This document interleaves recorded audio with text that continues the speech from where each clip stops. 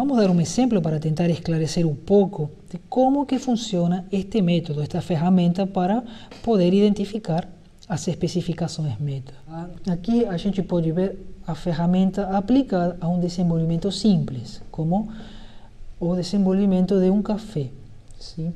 Nós, nesta parte daqui, podemos ver os requisitos dos clientes. Quais que seriam esses requisitos? Quente, estimulante, saboroso e com um preço baixo. Aqui podem ver a importância que o cliente deu para esses requisitos, para esses desejos de clientes. Sim? Quente, 5, ou seja, a temperatura do café é de alta importância para o cliente. Já que seja estimulante, não é de tanta importância, mas ele tem que ser saboroso. E neste exemplo a gente pode ver que é mais importante que o café esteja quente do que seja saboroso, né? Ainda que seja muito importante também. Neste exemplo, não deram tanta importância a um preço baixo. Então isso significa que o nosso cliente, a nossa persona, é alguém de alta renda. A partir daqui, a gente vai relacionar os requisitos do cliente com os requisitos do meu projeto, os requisitos já da engenharia. Neste caso, a gente tem como requisitos de projeto temperatura, quantidade de cafeína, componente do sabor, componente do aroma, preço de venda e volume. Neste quadro aqui, que seria o quadro 3, então, aqui temos este cara, são os requisitos dos clientes, quadro 1. Neste ponto aqui, temos a importância do cliente. Aqui nós temos o benchmarking competitivo, ou seja, nós temos duas empresas, nossos concorrentes, para este exemplo seriam duas empresas, R1 e R2, onde o requisito quente do cliente, na primeira empresa, ele tem um 3 e na segunda 5, ou seja, ele cumpre mais do que a primeira empresa. O requisito de que o café tem que ser estimulante, a primeira empresa não é muito estimulante o café e a segunda mais ou menos. Na questão do café saboroso, as duas têm um meio termo, 3 e 3, enquanto que o preço, a primeira empresa ele tem um preço muito baixo e a outra tem um preço muito alto. E aqui embaixo a gente pode ver o benchmarking externo, como que nós atingimos esses requisitos. Ou seja, o componente do sabor e a componente do aroma, eles estão em um termo meio. Sim? Então, a gente pode ver que no requisito de saboroso, que seria o que estaria relacionado ao componente do sabor e do aroma, aí a gente pode ver que o nosso café está no mesmo patamar que o café da concorrência. No quadro 5, que seria a matriz de relacionamentos, a gente consegue enxergar uma relação aqui. Dê uma olhada. É neste ponto que nós vamos relacionar os requisitos dos clientes com os requisitos dos projetos. E como? Estes círculos duplos vai ser uma relação muito forte. Este círculo simples vai ser uma relação média. E o triângulo vai ser uma relação fraca. Como devemos ler isto daqui? A gente entende que o primeiro desejo do cliente, o principal, que seja quente, tem uma relação muito forte com o requisito do projeto, o requisito de engenharia, que seria a temperatura. Tem uma relação média com a quantidade de cafeína, sim? E com o resto não tem nada. Aqui no desejo do estimulante do café, podemos ver que tem um relacionamento muito forte com a temperatura. Ou seja, uma temperatura elevada do café está altamente relacionada com a estimulação dele. Logicamente, a quantidade de cafeína tem um relacionamento muito forte com a estimulação do café. O estimulante do café não tem muito a ver, certo? Tem um relacionamento fraco com a componente do sabor, e o estimulante também tem um relacionamento médio com o aroma. Vamos ver como que o sabor, que seria a segunda característica mais importante de acordo com as expectativas dos clientes, ele tem um relacionamento muito alto, sim, muito forte com a temperatura. Mas já o sabor não tem muito a ver com a quantidade de cafeína, mas sim tem muito a ver, logicamente, com a componente do sabor. E não tem muito a ver com a componente do aroma. Então, o sabor não tem muito a ver com a componente do aroma. E não se relacionam com o preço e com o volume. Já o preço baixo tem um relacionamento fortíssimo com o preço de venda e tem um relacionamento médio com o volume. E aqui onde a gente começa a dar teor a nossas especificações meta. E por último, para poder entender como que funciona a matriz da Casa da Qualidade, a gente tem a matriz de correlação entre os requisitos da engenharia. Esta parte daqui é muito boa porque ajuda a gente a entender como que estes requisitos de aqui, sim, os requisitos do produto, se relacionam entre si, dada esta relação, certo? E nós que vamos, de fato, criar nossas próprias relações, sim? Vamos ver como estes requisitos interagem entre si. A temperatura, a gente pode ver que tem uma relação muito forte. Aqui, na verdade, seria que tem uma relação positiva forte com a quantidade de cafeína. Então, quanto mais temperatura, aparentemente, a gente tem uma relação forte e positiva com a quantidade de cafeína. Já a temperatura tem um relacionamento positivo e forte com a componente do sabor. Dá para entender como que eu estou lendo isto daqui? Este triângulo de aqui, ele relaciona, neste caso, a temperatura e relaciona a componente do sabor. Continuando, a gente tem neste ponto aqui um relacionamento negativo entre a temperatura e a componente do aroma, ou seja, quanto mais quente o café estiver, menos eu consigo enxergar o aroma dele.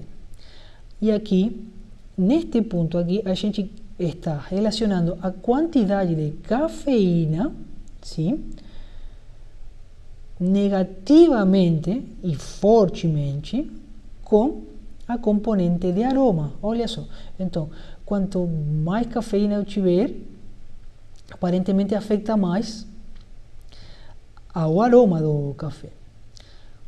Aqui a gente pode ver que a quantidade de cafeína tem uma relação positiva com a componente de sabor.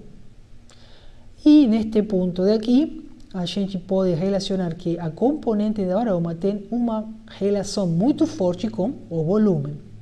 Com esta ferramenta de aqui, a gente consegue começar a entender o relacionamento entre os quês, sim, que seriam os requisitos dos clientes, com os comos, que seriam os requisitos do meu produto, sim? Onde estes requisitos dos meus produtos vão me dar, com algum tipo de teor, as minhas especificações meta. Nós conseguimos enxergar como nós podemos transformar os quês.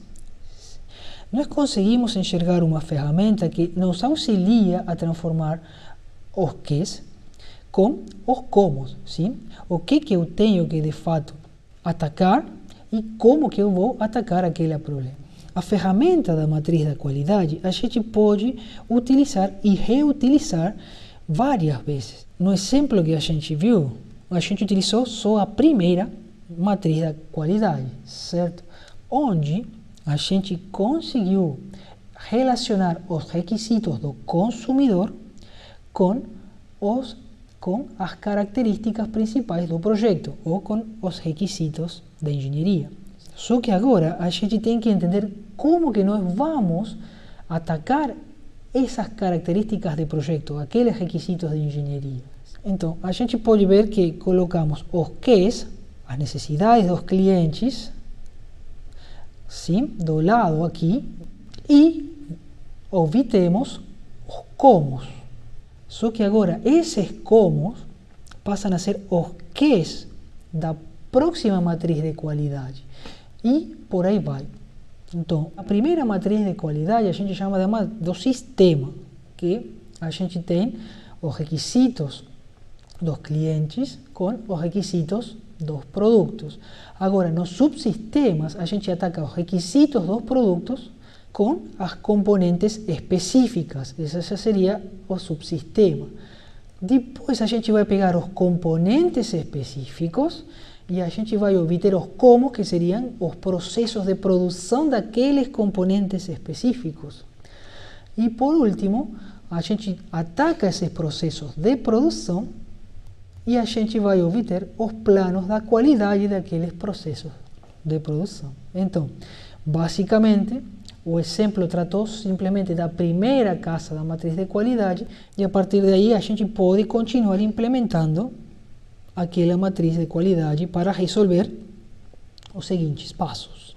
Existem diferentes tipos de ferramentas que nos auxiliam a interrelacionar os quês dos comos, como por exemplo a optimização de produtos e processos, sim? O método de Taguchi, que seria projeto de experimentos, análisis de custos e seleção de componentes, análisis de valor, sim? E inclusive o análisis de modo de falha e efeito. E também tem a árvore de falhas, sim? São diferentes tipos de relacionamentos que nos vão permitir aprofundar mais em cada característica para atingir as especificações metas necessárias.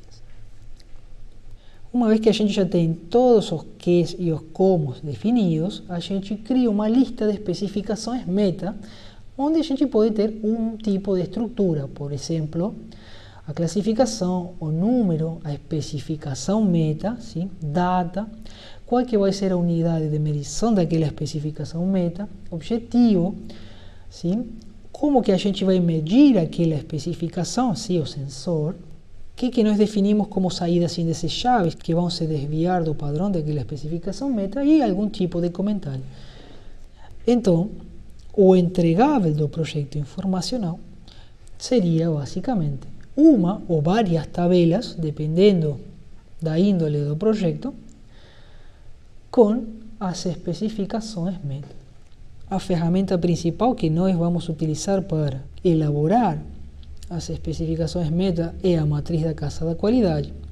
E temos que lembrar que tanto a fase do projeto informacional como a fase do plano do projeto, elas são dinâmicas, ou seja, elas vão mudando na medida que a gente incrementa a informação ao nosso projeto, na medida que a gente vai evoluindo nas diferentes respostas do projeto. Na fase de pré-desenvolvimento, a gente tinha chegado à elaboração do plano do projeto, que continha as componentes mais importantes do nosso projeto. Patrocinador, stakeholders, sim, os principais interessados, o escopo do projeto, escopo do produto. Aí a gente discretizou na estrutura analítica todas as atividades fundamentais para poder desenvolver o projeto, incluindo a estrutura de custos e de prazo, que fazem parte do triângulo de ferro. Uma vez que nós tínhamos o nosso projeto muito bem definido, a gente partiu para a fase do projeto informacional, a primeira fase da macrofase de desenvolvimento. E nós vimos que o primeiro passo a fase do projeto informacional era definir o problema do projeto, definir de fato como que nós íamos abordar os resultados das expectativas dos principais interessados, dos stakeholders. Com o problema do projeto bem definido, nós partimos para conhecer os clientes intermediários, internos e externos, muito relacionados aos stakeholders. E partimos para entender as necessidades destes clientes. Agora, para identificar estes clientes, a gente fez um desmembramento do ciclo de vida do produto. E para identificar as necessidades, a gente pode se basear na observação, em entrevistas, em questionários, em grupos de foco, ¿sí? Fazer um checklist ou brainstorming.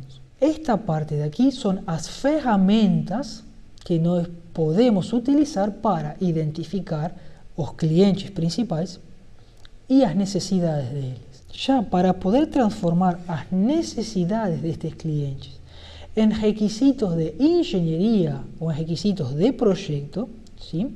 A gente usa a matriz da Casa da Qualidade. Neste ponto, a gente começa a transformar as necessidades em requisitos de cliente e, por último, chegar às nossas especificações meta, que seriam o resultado final da nossa fase do projeto informacional. A partir dessa fase de aí, nós temos dados mensuráveis e nós temos informação precisa de engenharia que vai servir como ponto de entrada para a próxima fase, a fase do projeto conceitual. Vamos ficar por aqui. Um abraço e até o próximo vídeo.